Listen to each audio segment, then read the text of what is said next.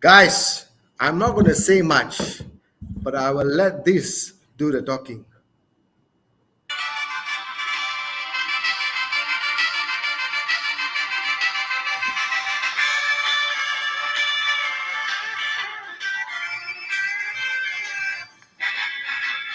Glory, glory, glory, glory, Man United. Glory, glory, Man United. As the Reds go marching I'm going to interrupt on, this, guys. We're on. going in the plot. We're going in the plot.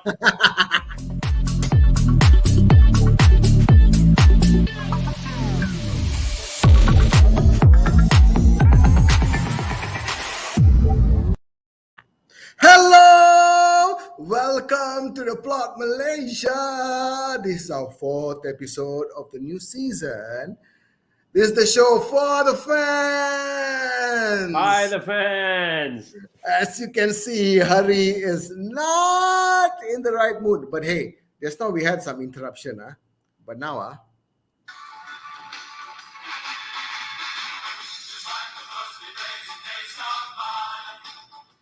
don't know what rubbish song he's playing. I've got no clue what song that is, bro.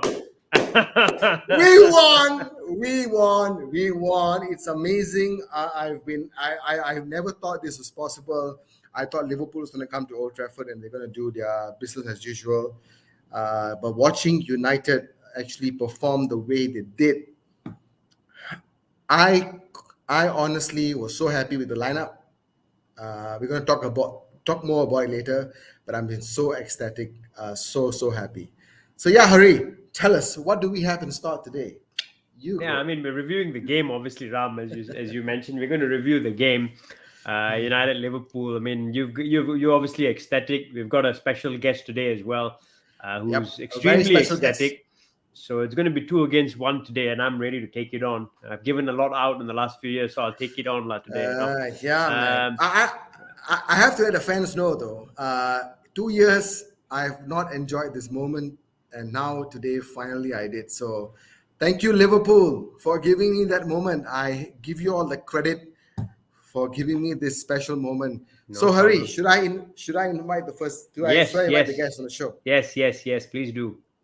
This guy is it's a masterclass. Of course, he has his own channel on YouTube and a very popular channel as well, guys. If you're a United fan, check it out. If you're a Liverpool fan, watch it and obviously put some interesting comments in there to take a piss out of them. But I mean, United fans do check his channel out and subscribe as well. Absolutely. But yeah, Ram, go ahead and invite him.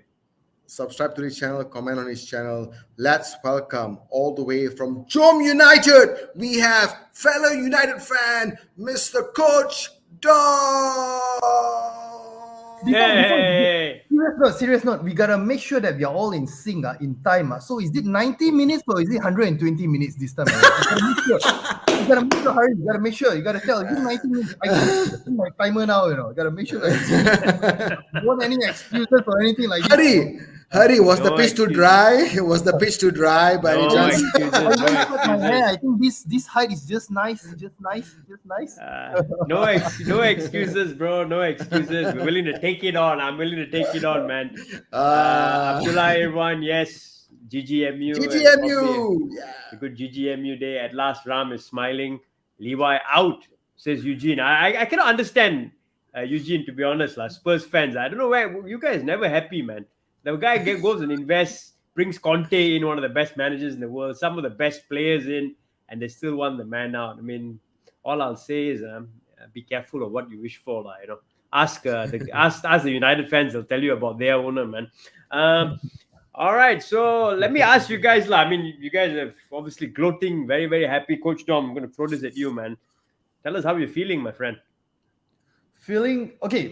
Feeling fantastic, with the result of the game, like what Ram actually mentioned. We didn't expect this game. I think pretty much all United fans, except maybe one of our guys, actually predicted a win, 2-1 win, out of nowhere. But then most of us, we predicted at best a draw. Okay, I mean, from the previous 2 games that we played against Liverpool, a major spanking 9-0, aggregate 9-0, right? So we are expecting at best maybe a 1-1, a goal by Martial, but that didn't happen. But the assist was fantastic anyway. Fantastic, Yeah, the fantastic thing was the selection of the players. Okay, the thing that we were actually very, very happy about, which actually made a lot of United fans watch the game, was the selection of the players. Most of us, we actually woke up to see the starting lineup and whatnot. Okay, Harry Maguire didn't start. Sorry to interrupt, Coach Dom, but tell me what about the selection was basically what did you like about the selection, or what was it that really excited you guys about the selection? I hear that a lot from United fans. So I just want to know what was it. The elephant, the pink elephant, the unicorn and the elephant in the room. Okay, we got Luke Shaw and we got Harry Maguire. Okay, if you're talking about those the last two games that we got our butt kicked, right? I would say majority of it came from actually Harry Maguire's fault and also Luke Shaw as well. I would actually pinpoint it to Luke Shaw. So these two guys didn't start, which was fantastic. And then he actually started.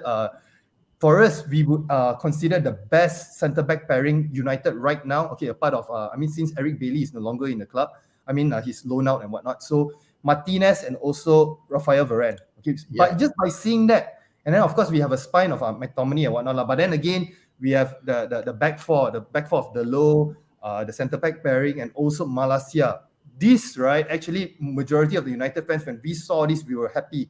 Okay, because most of the times, right, the past few games and even the games against Brentford and whatnot, the issue we have is when our spine is weak. When our spine is weak, everything collapses. Regardless whether you play Ronaldo, whether you play whoever, Sancho, whoever, it doesn't matter up front because everything will be messed up. Eric Ten Hag's philosophy of the high line and everything would not work when you have someone like Harry Maguire, a burden to our club. So I would say that the moment when we saw that, we were bloody excited. We were actually looking forward to the game actually. So, Coach Tom, I just want to ask you. I was very excited when Martinez was in the starting lineup and of course Malacia because. But wasn't Martinez in the starting lineup in your last game as well, Brentford? He was. Yeah, it wasn't a surprise. What I'm saying, it wasn't a surprise, right? That selection. But the partnership, surprise, right? the partnership with Varane was more effective compared to his partnership with Maguire because Varane complemented him in that sense. And of course, with Malacia, addition the left side of midfield, it was so refreshing to watch. And with him, with Ilanga providing the support for Malacia was brilliant.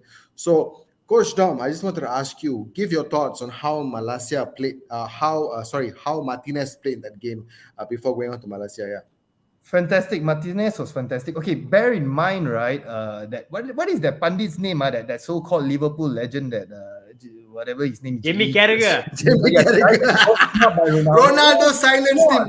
That was the best moment. The best moment. I was like replaying that clip all over and over again. But basically, right, Jamie Carragher actually came out, I think, with an analysis saying that he's confident that Martinez will not make it as a centre-back in the Premier League. Okay, so with that, right, the pressure is already on. And then, of course, the discussion of his height, 5'10", 5'9", 5'4", dwarf, whatever it is, all right, he has that expectation, to actually fail. And then he actually, the cool thing was he actually proved those pundits wrong and proved those naysayers wrong.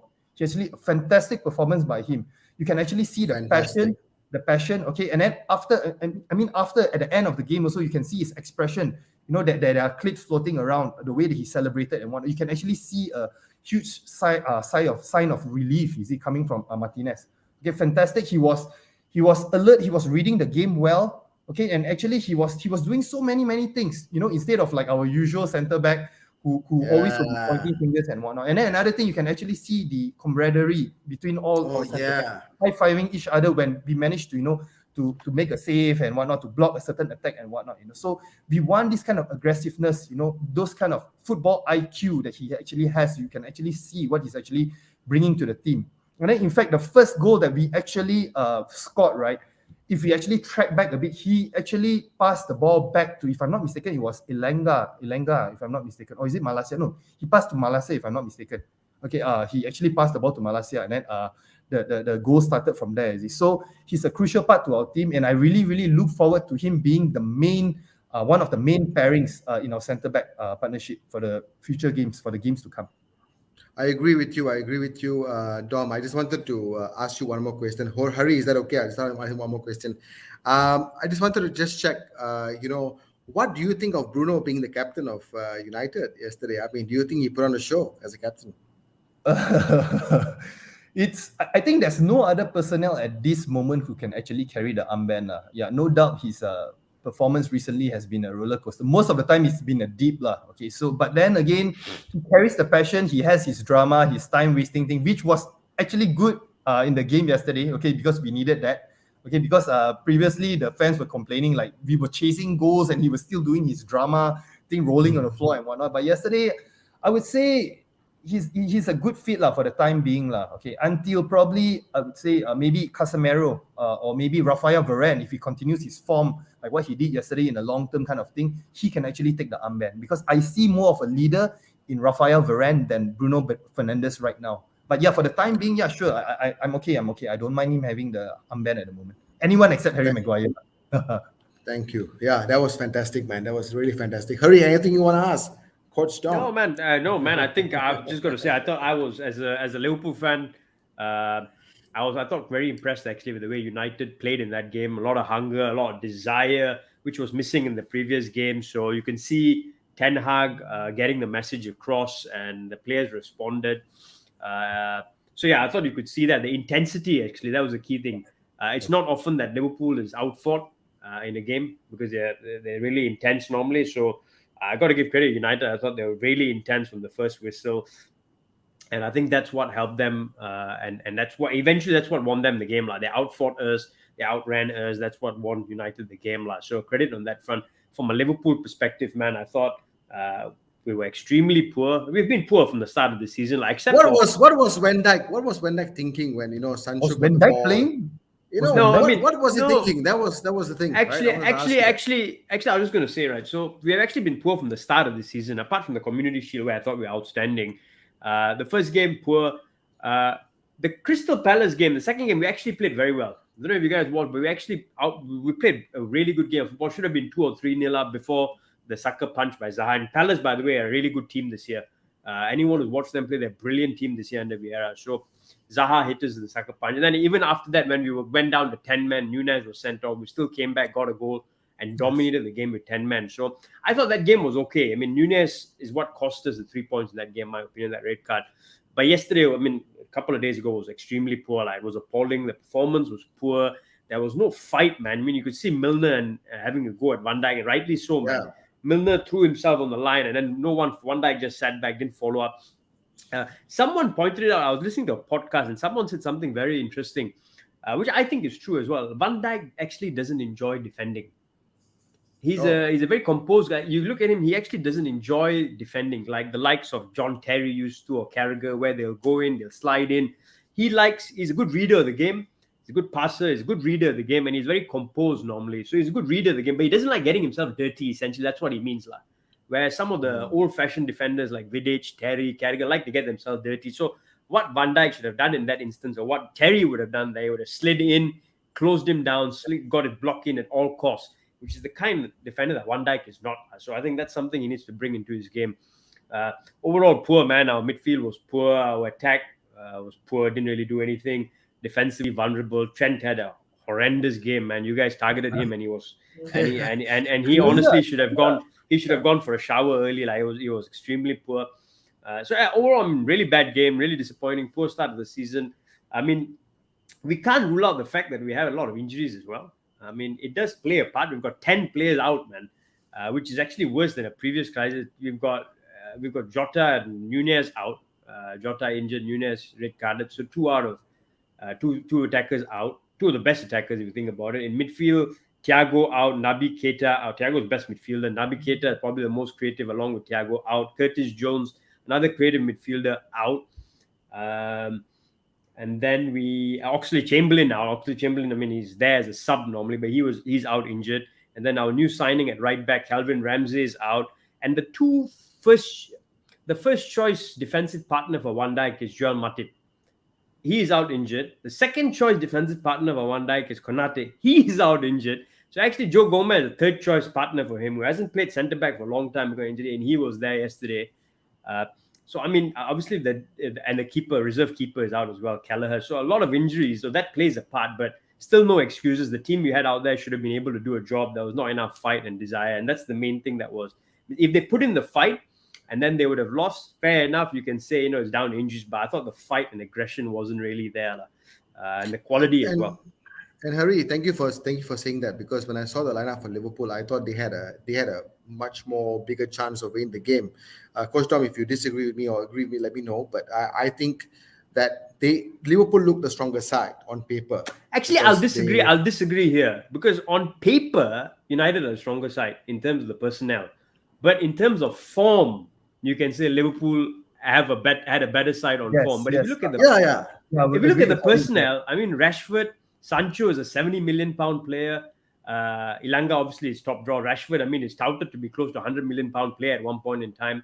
In midfield, Bruno Fernandes, he cost you guys about what, 40-50 million. Eriksen, one of the top attacking midfielders in the business. McTominay, I mean, okay, he's not great, but in defense, Rafa Varane is a multiple Champions League winner. I think Martinez is top class as a defender. I think he's quality. Malacia, De Gea, one of the best keepers in the world, and then you have Dalot as well. So I think maybe defensively and maybe in the keeper position, we probably had the edge. But I think if you look midfield forward, on paper, you had a better team than us.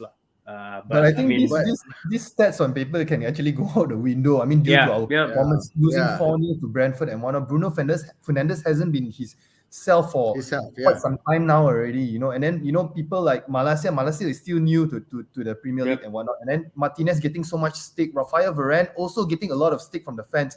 People calling him a fraud, you know, and whatnot. I mean, he's a reject from Real Madrid, injury prone and whatnot, stuff like that. The low is always not stable. Eriksen, I don't think he's back. His fitness level is back. Pretty much, actually, he faded in the second half and whatnot. So McTominay is McTominay. Rashford, yes. If you're judging from like previous season, 2 years back and whatnot, yes, he's like one of the top potential young strikers and whatnot. But then his form in the I think last season and whatnot, it was crap. Let's be honest, it was crap. Sancho, it was. I think pre-season he was good. Coming into this season, he haven't really hit the ground running and whatnot. And then, you know, with our issue with Ronaldo and whatnot, I mean, the past few games you're playing with the false nine and what, everything is pretty much. Actually, if you ask me honestly, man, you guys have a fantastic squad of players. It's just whoever the manager has been before hasn't got the best out of these players. As a fact, with the win right now against Liverpool, it actually helps them to get the confidence, because this is what they needed as a team. They may not have the best possession. Liverpool had 70% possession. Don't get me wrong. I think Liverpool hold the ball really well, but we needed to win this game, because in order for the next match to take effect of this Ten Hag era, I think this would have been good. Actually, this is where I'm going to disagree with you. I'll tell you why. Because United were backs against the walls after the Brentford game. The kind of slack they were getting was hardcore. I was expecting United to come out like that, to be honest, at the start of the game. Because they had to, at home, after getting all the slack. If they didn't come out like that, means that they better just go and sleep, man, honestly. So I was expecting that. And if you think about it, they went into the game a couple of days ago as the underdog against Liverpool. As the underdog at home against Liverpool with the squad they have, right? And as an underdog, if you notice, Erik Ten Hag likes to play a high line, but against Liverpool, you obviously had to drop deep. You didn't play a high line, right? Because you don't do that against Liverpool. You drop deep. Liverpool has a lot of the ball, etc. We get the possession away, actually. Pretty much, exactly. So I think my question here is, can they repeat this? As what Coach Dom said. No, as what Coach Dom said. As what Coach Dom said before we started the show, right? Can they repeat this in the next game and the games after? Doing it against Liverpool, who play a high line. Yes, correct. And you playing pacey players like Rashford, Sancho, and all. It's what happens when you play Rashford, Sancho, and all. These guys thrive on space, because they're pacey players. They thrive on space. Liverpool actually give you that space because they play a high line. They empty the flanks. They give you the high line. So you drop deep. The likes of Fulham have exposed us as well. And you play pacey players. You can expose. And you guys have a lot of pace. The question now happens is when you become a favorite going into a game, you are expected to dominate the ball. And the other team will drop deep. When the other team drop deep, Rashford doesn't have space. Sancho doesn't get space. Neither will Martial. And then it's down to how you can open the team. And then what happens then is you will play a high line. So how will you deal then with a team that counter-attacks you when you play that high line? And can you break down a team that defends deep? I think that's where my question comes for United. I think aggression-wise, top class. I think the approach they had for Liverpool was perfect. But I think the question is, can they repeat this now when they go in as favourites into a game and they don't have the kind of space to play with, especially those pacey forwards, which will be the test. I think the other thing as well I will mention is Lisandro Martinez. I thought was brilliant, by the way. Don't get me wrong, I thought it was excellent. Malacia was excellent. The one thing I have against Martinez, not against him, but one question I still have is the height question. And I'll tell you why, because Brentford, I thought, bullied him. Liverpool, had they had Nunez on the pitch, that would have been a true test for him. Bobby Firmino is small. Salah is small. Likewise that. So I think another test is when he goes into Premier League grounds like other grounds where they have a big, strong number 9, a Mitrovic, for example, for Fulham. Can he deal with that? That's where the question mark comes for Martinez. I think the kind of forwards we have actually was perfect for Martinez. They were small, they were short forwards, and a lot of the football we play is on the ground. We didn't have Nunez to launch the ball to. So I think that kind of suits him. But can he now do it in a game where there's going to be a battering ram, number 9 up top, etc.? So I think the brilliant performance, don't get me wrong, but I think that the real test comes now after this, actually. Can they follow this up with back-to-back results and performances? I don't know what you think, Coach Dom, but that's just my thought. I agree, when you talk about when clubs that they play, they play deep and whatnot, I think it's something like what happened against Brentford.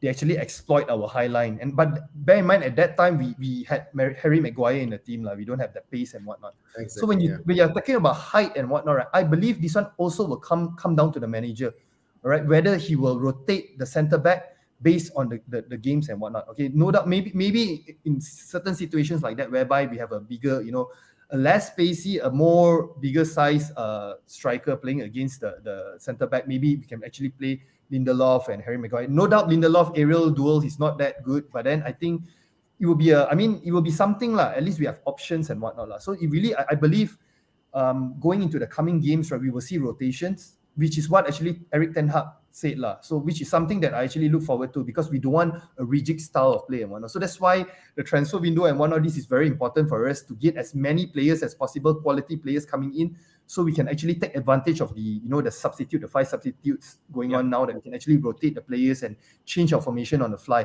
which is what Eric Ten Hag can do compared to Ole Gunnar Solskjaer. Ralph Rangnick, yes, he has that in his locker, but then the players don't really respect him. They don't respond to his comments and whatnot. So looking forward to that. I believe this time around, playing against a low block, I believe we can be better than where we were previously lah. Yeah, but then again, United have to prove me right lah. Yeah, I also look at the fact that when you play against a low block, I think one of the criticisms for United, from having watched the game against Brentford, I saw that game because obviously I enjoyed it, right? It was 4-0 at halftime. But one of the things I noticed where you guys actually lost out was in transition play. If you notice, I think it may have been an issue you guys faced last year as well, transition play. And what he was doing was he was playing Eriksen and Fernandes in the same midfield. I still don't think that midfield will work with 2 of them there. And I'll tell you why. When you play against a team where you are supposed to be dominant and you are pushing up, you are playing with a high line with Fernandes, Eriksen, etc. And then you will have Malacia bombing forward. You will have Dalot bombing forward potentially. In the Liverpool game, if you notice, Malacia and Dalot didn't really go past the halfway line, man, because I think they wanted to keep that back 4 rigid, deep, so they didn't give space, right? When you play against a low block, you're going to have to get your fullbacks forward, right? And in transition then, when teams try to hit those flanks, will Fernandes, will Eriksen be able to track back when they are forward? Essentially against Liverpool, because they were playing so deep, the ground to make up in transition play wasn't really there, right? But when you are attacking and then teams are counter-attacking you, how you deal with that transition play as well. So it'll be interesting to watch, but then that's how, and then I think it'll be really, really interesting to watch, actually. I think Hari, what you're saying is correct. I do agree with you, but with Casemiro coming in the fray, yes, I think that's the point. I think that is going to stop that, because Casemiro is a defensive box-to-box player. He's purely just there to win the balls, stop the passing lanes, and that will take effect because Casemiro was brought in for that. And now with Casemiro coming in, you're going to see Malacia, you're going to see Dalot able to move a bit more forward, and he will be able to stay behind to contain the defense. And I think that's going to be absolutely brilliant, what we need in the squad, because that leadership. Because I think Coach Tom mentioned about Bruno Fernandes, of course, now he became captain against the Liverpool game, but he's not an out-and-out captain. But I think with the leadership that Casemiro brings, it's just a matter of time before the armband goes to him. And he will take the lead from there. And I think that's going to solve a lot of problems. Can I ask a question, Coach Dom or Ram? Anyone knows the answer? I mean, Casemiro is a top-class defensive midfielder, right? Obviously, he's 30 now, where the question marks are turning 31, so where the question marks are spending that kind of money and wages on a player like him. So the question here is, all summer we've heard that Erik Ten Hag wants Frankie de Jong to play that number 6 role. And the reason why is because Frankie de Jong receives the ball and he's really good at playing the ball as well, getting past people and playing the ball. Casemiro, if you watched him, is almost like a Fabinho. He's a destroyer, and then he just plays a simple pass. He used to play a simple pass to two of the best players in the world, in Kroos and Modric. So is he a Erik Ten Hag signing, or is he a desperate signing from the board to appease the fans? That's the question. That is what I would disagree a bit with what Ram mentioned, that this is something, the reason we brought him in. I believe the reason why we brought him in is out of desperation. We need a big name signing. And that's the question that I was throwing out to the other guys that day also as well. Does he actually fit our philosophy if you are playing on a high line and whatnot? So, I mean, if like we are playing someone... There couldn't be two different profile of players in the world in terms of Casemiro and Frankie de Jong. Yeah. It's so far apart, is it? But then again, if that's why I'm still holding my breath that somehow some miracle will happen, Frankie de Jong will come to United. Because I believe the saga will end soon. It has to end. I don't think he will stay at Barcelona, all right? So it's either he's going to go over to Chelsea or he's going to come to United. So I'm really keeping my fingers crossed, my toes crossed, everything. Hopefully he will come over to United. Then with the combination of Casemiro and Frankie de Jong, it would be fabulous and whatnot. Yeah, but then to answer your question, I don't think he's the type of player that actually Erik Ten Hag actually, he's actually looking forward to. Because we weren't actually, there were no news or anything about us being linked to this particular player, you see. And then from Casemiro's side, I'm sure that he realized that his time at Real Madrid is pretty much up with all the too many signing and all that. Yeah, guys, they're all there already. The youngsters, the young blood is taking over, so his time is limited at the club and whatnot. So this, I bet this probably will be. I mean, of course, with the money, let's not deny the fact that he's getting, I think, double the wages or something and whatnot. It's a big opportunity for him. 30-year-old, probably we can milk about 2 more years, hopefully. 2 or 3 years actually, you can for him. So hopefully, But then again, it will be a good chess piece to have, with Erik Ten Hag. He has to be a bit more flexible to how is he going to incorporate these players. And I believe with a manager, again, it comes down to the manager. A manager like Erik Ten Hag, I believe he can utilize this player. He can make a player out of Fred. He can make a player out of Anthony Martial, my favorite player, by the way. All right, he can actually do something with that, give them the confidence, change their mindset and whatnot. So I believe with a professional like Casemiro, and of course he has his buddies from Real Madrid, Rafael Varane, and if Ronaldo stays and whatnot, I think magic can actually happen. I think Coach Tom, I agree and disagree with you at the same time. So I do respect the fact that yes, it's true that we were not really having any much link with Casemiro to come into United. But what I see happening, I mean, correct me if I'm wrong, of course, both of you can chip in on this. What I see happening is because I consider first and foremost Eriksen is one of the best playmakers that we have in the Premier League, again, of course, with Tottenham. But with Casemiro having that ability to actually, defend, being a defensive midfielder. Now, Hari, you mentioned about him making those simple passes, right? You mentioned that earlier. So what I see happening, if Frankie de Jong does not come to United, what I see happening is he making those simple passes to Eriksen, where he can actually lay the passes through forward. He doesn't need to run fast, but I think what Eriksen needs is someone that can lay the passes back to him for him to actually make an impact. So in my opinion, I think Casemiro has that ability to do that, because I think what United need right now, because the problem they wanted to solve was a defensive midfielder.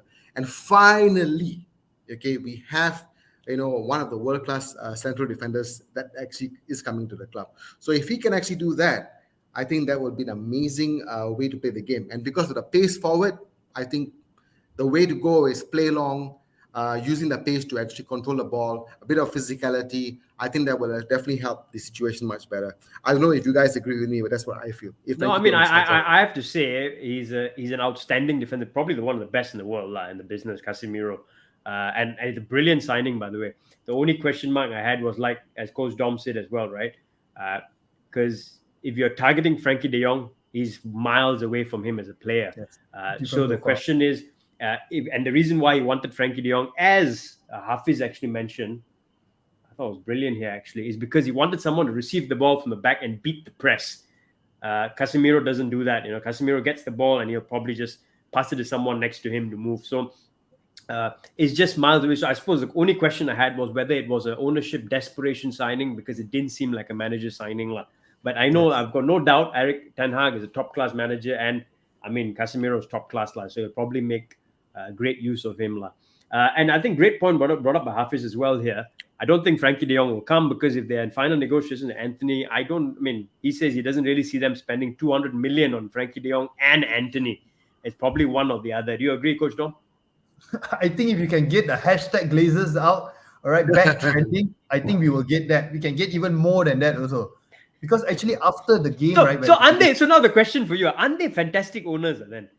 I wish we had owners like that. Like, you pressure them a little bit, they buy you this, they buy you that. Isn't that cool? Again, we are looking at long term and whatnot. If they are consistently doing this, all right, over the coming seasons, the coming windows and whatnot, definitely. And then if they invest their money into rebuilding, again, Old Trafford is broken down. We need to do some refurnishing renovations and whatnot. Yeah, we need to do all these kind of renovations and whatnot. If they are willing to do that and they are willing to uphold their promise of fan share, ownership and whatnot, yes, definitely they'll be good owners. But then again, we know them for how long? They are snakes. They are bloody snakes.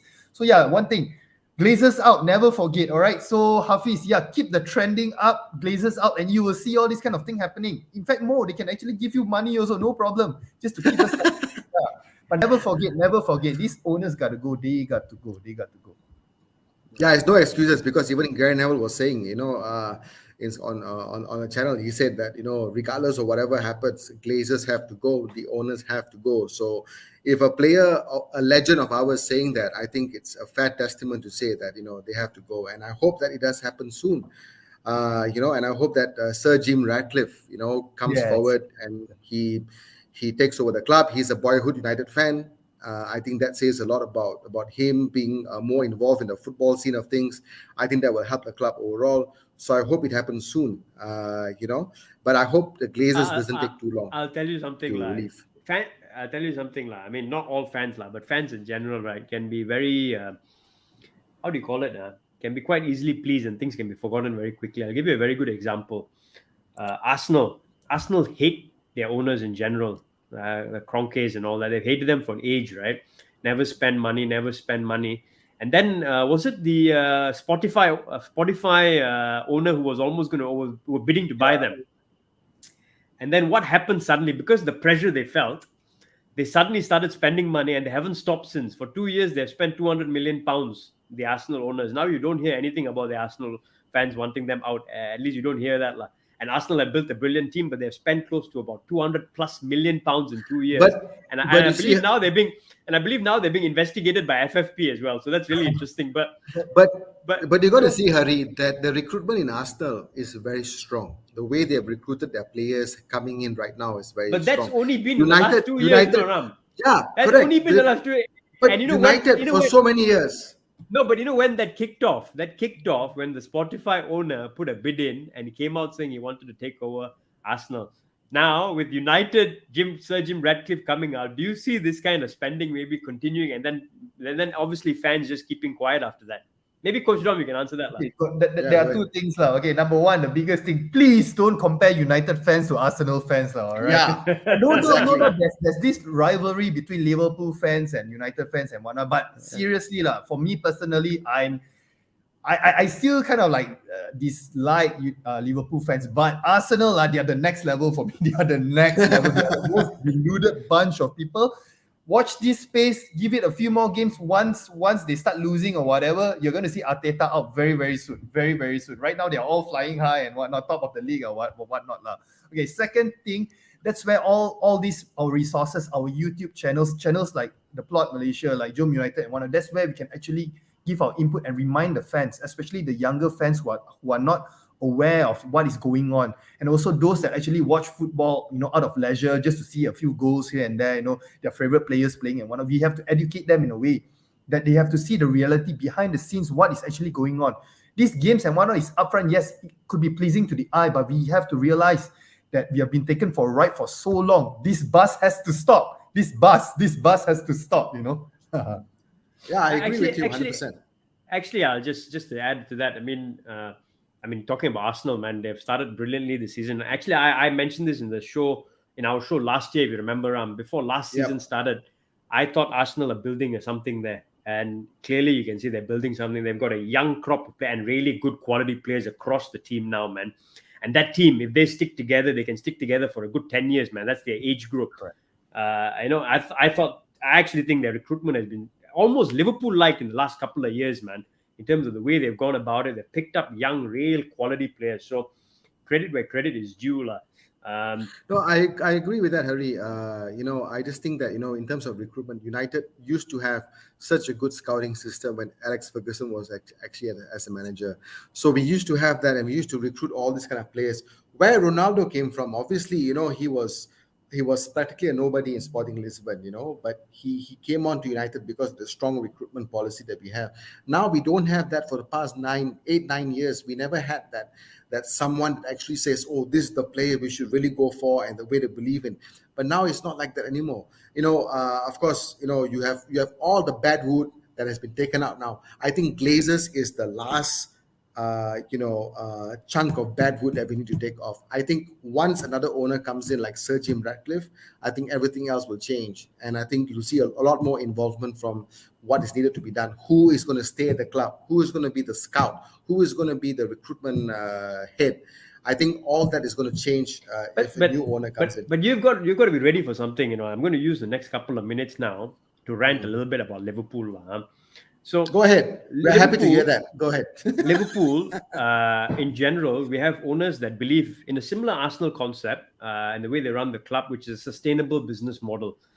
You sell to buy. It's what you earn is what you spend. So they have to be very clever with their recruitment, which is why they've hired a lot of really good. They made a lot of really good hires right within the club in terms of sporting director, scouts, manager, etc. Because they all work in unison.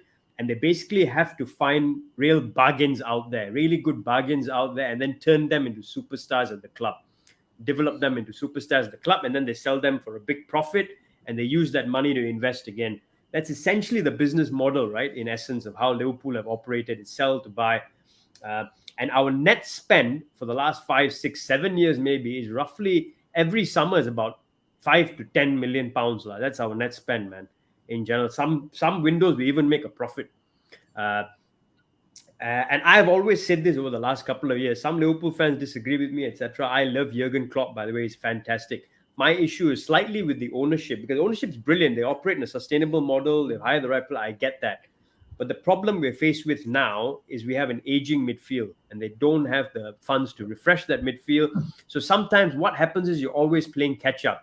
They say they're going to sign midfielders next year, which what happens is you're wasting 1 year of Jurgen Klopp. You're wasting, a couple of years ago, they failed to sign a replacement for Lovren. And then you waste 1 year of Jurgen Klopp. We lose the league by 1 point, etc.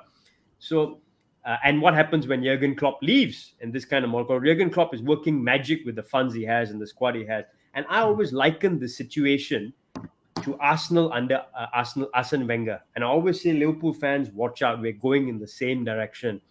Wenger was a genius. He was an absolute genius to get them competing and qualifying for the Champions League when he was given peanuts to spend year on year. And I think Jurgen Klopp is doing something similar. The problem happens after a while, it catches up with you and you can't do anything. Even a genius can't do anything. And you saw Wenger's Arsenal just keep deteriorating and falling down the table. And that's where I see Liverpool will head if they don't freaking get their act in gear, the owners. So there's a problem with this model as well.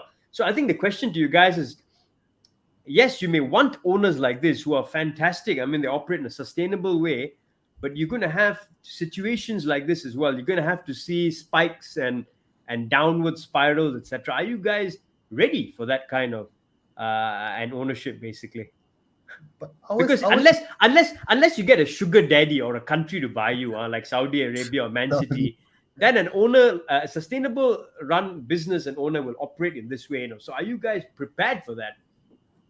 Okay, can I take this one? Yes. Go ahead, Dom. I think Ram, just now you mentioned regarding our scouting and what. I think there was a time where our scouting was actually not bad. We actually scouted Kylian Mbappe, Sadio Mane as well.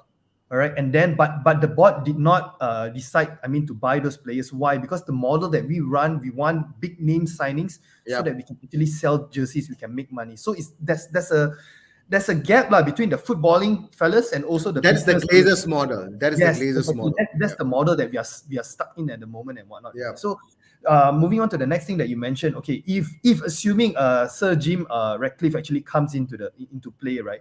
I think it will be a different scenario altogether because this guy, he has the funds. I think he's worth like 28 billion or 30 billion, richest man in UK and whatnot. So I'm sure he don't really need to take a loan like what Glazers are doing right now, putting us into debt and whatnot. And then I would say this is pretty much out of his passion because he's a Manchester-born lad, exactly. And he is a Manchester United supporter. Mind you, he was there during the 99 game. He was there when we lift the Champions League trophy and whatnot. So this will mean so much more to him and whatnot. So I believe it will be a different scenario altogether if we get this new owner in. Okay, not any other owner who comes in just to make a quick buck. United is just a cow waiting, for someone to exploit and whatnot. You need money. Like how Elon Musk make a joke after he said that, I'll buy Man United and you're welcome, and then he says it's a joke. So we don't need this kind of owners. But I think Sir Jim Ratcliffe has a point because when he comes in, what you said, I totally agree with you because of this passion that he has. Now, I will not go against the Glazers if they had the same passion for football the way Sir Jim Ratcliffe had for Manchester United, because I think it's all about making money, and I can't stand that because you bring in Ronaldo, okay, fine, he's been our legend for so long. You bring him back, and then shirt sales go up by 200 million pounds. Okay, fine. The business aspect of it, I'm fine because he scores the goals, but I don't see continuity when this is the model that you're going to have to bring in the players that you actually want to bring in for the club. So for me, my aspect is to get better in terms of recruitment, bringing in those young players that can stay in the club for the next 5-10 years, develop them into something that they actually have a passion of wearing that badge on their shirt to play for the club. And I think that's very, very, very important. I think the owners like Sir Jim Ratcliffe, if he comes in and he buys the club, I think they're going to see a lot more intense development in terms of the scouting, in terms of recruitment. And I think it's going to be amazing for the next 5 to 10 years. Not saying that we're going to. What about if it's not Sir Jim Ratcliffe? So if it's another owner, who do you have in mind? It's come out now, right? But I don't know. I mean, a lot of these things. I mean, he comes out now like the Spotify owner did, and then I think it was I think there's this guy Michael Knighton, or if I got his name wrong, right? That he actually came out saying that he's coming up with a group of investors and whatnot, some Saudi Arabia owners, and also Ronaldo was in that list. Funny enough, he was in that list. But as long as they come in, the funds come in. But if they leave the footballing decisions to the footballing people and they support the footballing people, yes, of course, that would be the second best option, lah. Okay, because like Sir Jim Ratcliffe, also he actually has 2 football clubs. He's running, and he owns 2 football clubs. I forgot the name, but yeah. So he has that experience somewhat to actually run this. But then again, like to answer your question, if it's the other party whoever who comes in who has the money, if they are willing to support the manager and provide him with the necessary funds, the players, the right players. Okay, which one of the biggest loss was the sacking of Ralph Rangnick. He could have been the one to actually bring those. Whatever he said was true. Yes, and because he was being honest, when he's being honest, he gets the sack. So that tells you a lot about how the club is being run. You don't want the truth out there. Simple as that. Exactly. So so if we get of course, obviously, the best choice is someone who is passionate about Manchester United. Perfect. That would be the best scenario. But if we get owners who are willing to listen and leave the footballing decisions to the club, then why not? Anything. I think half of the Plot Malaysia and of course the whole of Johor United, if we can actually fund and buy the club, would be fantastic. You've done my money, man. I believe you've done my money. I mean, fantastic. I mean, just as we are coming to the end of the show, I mean, Coach Dom, want to get your quick listing, man. So obviously, fantastic result. But since we've got you in the show, we thought get some some predictions from you for I think the next game United. I think you're playing Southampton away. Southampton away. So prediction on that game, and also a quick thoughts on how do you think the rest of the season is going to go for United? Do you think you're going to make the top 4 basically?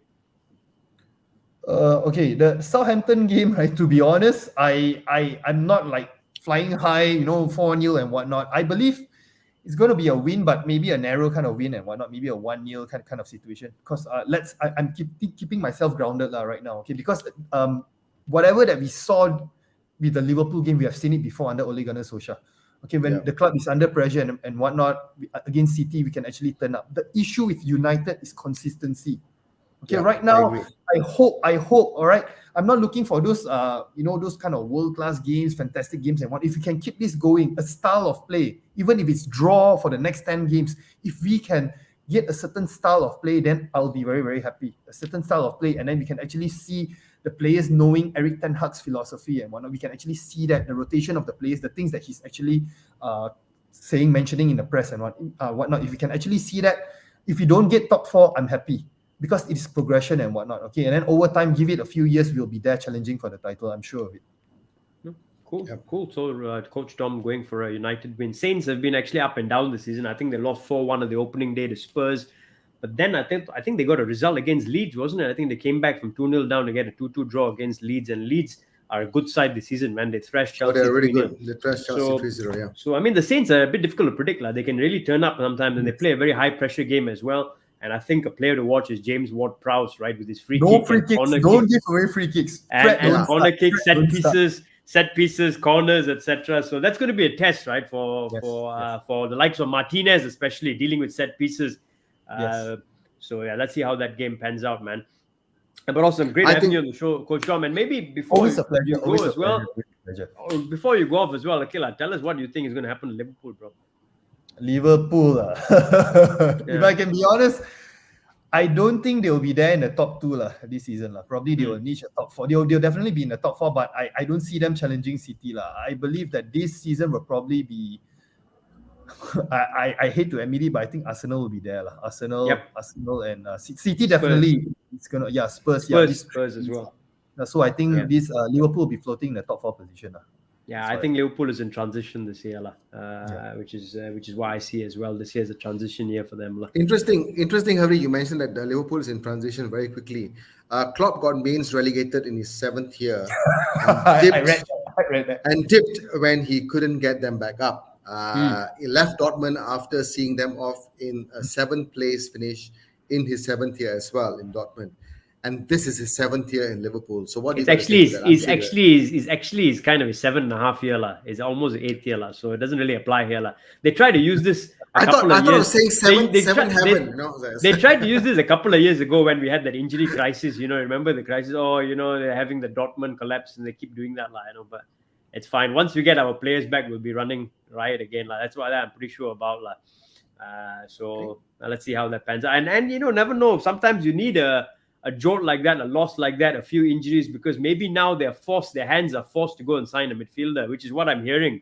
They might be going out to sign a midfielder before the window, which is what they didn't plan to. So sometimes you need a loss like that, a couple of injured players exactly for them to go out. Hands off Frankie de Jong. Don't go near Frankie de Jong. He's ours. If he's going out of Barcelona, he's ours, all right? But coach, they won't sign Frankie de Jong, bro. You know why not? Yeah. Frankie de Jong, Jurgen Klopp looks for athletic midfielders. Frankie de Jong, is, for one thing, is not an athletic midfielder, bro. So that's not happening. But I got to end, before we end the show, I got to say something to Coach Dom. I think last year we had the show as well, and we talked about Martial being sold off, and I said something about Martial being sold off. I think I'm quite happy that he's still in the squad. I think he's this season. I think he's going to provide a lot of difference to the squad in terms of attack. So I'm looking forward to see what he can contribute to the team. So so good. Martial is still in the team. He's the only stats just to share with you guys. He's the only player that actually went past Van Dijk 3 times in a game, and he did it in 45 minutes. That's a good stat for you. Really good Absolutely stat, interesting stat. And I think, but the question again, right? If they sign Anthony and maybe Cody Gakpo, for example, then what happens today? Who starts? Who falls to the bench? Is it Rashford? Rashford goes to the bench. Is it Martial doesn't get enough game time? I don't know, man. Rotations. I think this is all rotation. I think if the players trust Eric Ten Hag, They believe in his philosophy. I believe they are willing to be rotated. And again, if you are doing well, you deserve a spot. Yeah. I think, of course, Coach Dom, that's absolutely correct, because I think now they have added trust with the manager, because when they lost to Brentford, he also decided that he should take up the 13-kilometer run as well, because it was also his failure as well. So I think he has shown that it's not just to the players, but as a manager, I also failed to manage the team, and I want to be with the team during defeat, during those bad times, and he has proven that. So I think that adds an element where the players now has someone that they can trust as in a manager. So I hope that takes effect for a long way to come, not just a one-time thing. Yeah. Awesome. Coach Dom, thanks a lot for your time, man. Ram, over to you. Thanks you for so having much. me. Always a pleasure. Thanks, guys. Thank you. Thank you, Coach Dom, and of course from the Job United side of things, we wish you guys all the best. You guys have been amazing, covering all aspects of United football. I am a true fan of Job United. I love what you do. I only watch your show sometimes when you lose, bro. I got to be honest, lah. Sure. It's the AFTV thing, lah. You only watch it when Arsenal loses. The same applies for me, bro. Well, you know which fan to put a buzz on, right? Whenever he comes on the show, just eject him, he'll fly away anyway. So, but yes, absolutely. Thank you so much, Coach Tom, for joining. And of course, today has been fantastic. United beat Liverpool. But I have to send a message to Harry as well. I don't think Liverpool are going to go down so badly. I think, you guys are definitely going to come back up strong. Let's see what happens. Let's see who goes on top of the table. We wish our teams all the best. But for now, it's United Glorious. So signing off from... Glazers out. United Glorious. Signing off from the Plot Malaysia. This is the show for the fans. By the fans. Cheers, guys. Cheers, guys.